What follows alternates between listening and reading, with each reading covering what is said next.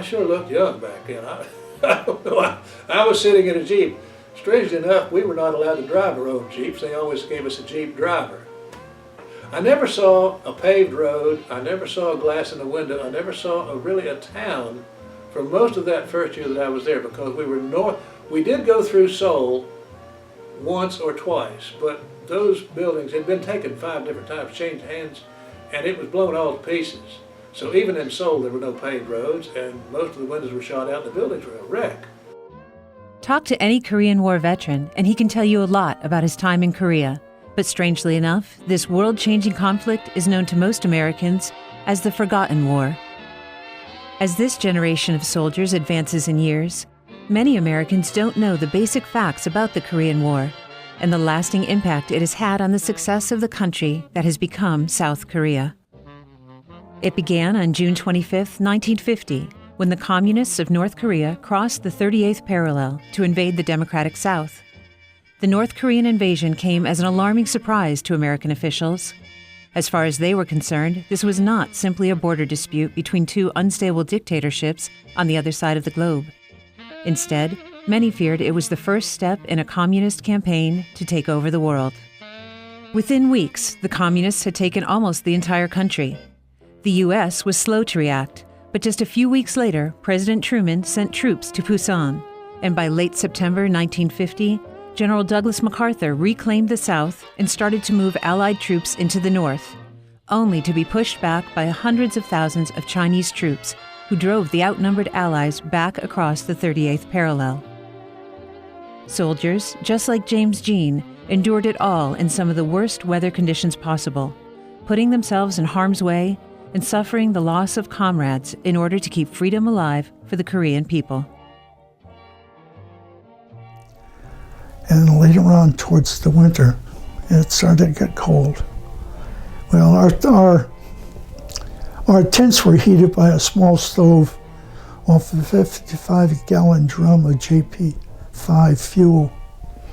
And you try to keep your tent nice and warm.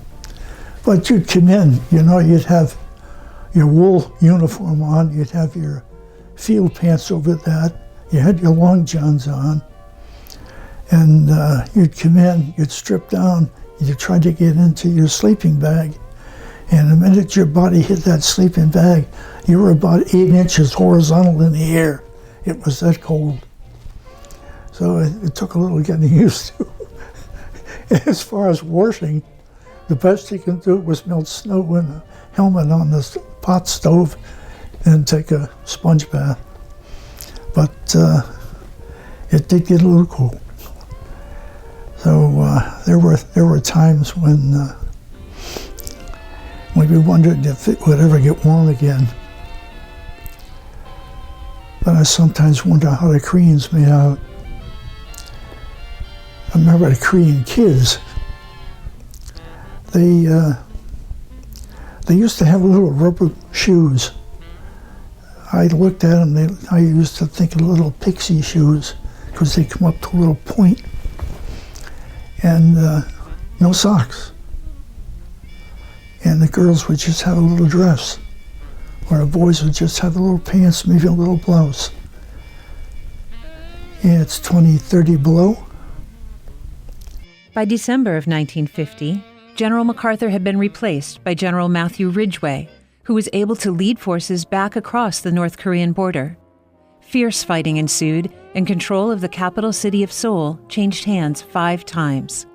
During 1952 and 1953, the war reached a stalemate, with neither side gaining the upper hand. Finally, on July 25, 1953, an armistice was reached between Communist North Korea and the American-led UN forces of South Korea. It was a war that cost the United States more than 35,000 American lives, 100,000 American casualties, and billions of dollars. So, was it worth it? But was it worth it? You bet it was. I'd do it again. I look at what Korea did with the freedom we give them, and where they are today, and what they accomplished. It's just amazing. Today, South Korea ranks as the world's 11th largest economy. As Asia's most advanced democracy, South Korea is known globally for personal safety, education, job security, and excellent health care and life expectancy. Home to corporations like Samsung, LG, and Hyundai Kia, South Korea was named the world's most innovative country in the Bloomberg Innovation Index. This freedom and success is directly related to the Korean conflict that kept South Korea from succumbing to the North Korean communist regime. The Korean War forgotten? Not to the South Koreans, not to our American Korean War veterans, and not to Blue Ridge Honor Flight, whose mission is to transport America's veterans to Washington, D.C. to visit the memorials dedicated to honor the service of all veterans who sacrificed so much for our freedom. Congratulations to Honor Flight's Blue Ridge Honor Flight on the 10th anniversary of their very first flights. And many congratulations to American Airlines on what will be their 500th flight for Honor Flight Network on September 24th, 2016. For more information on Blue Ridge Honor Flight, visit blueridgehonorflight.com or call 866-244-4094.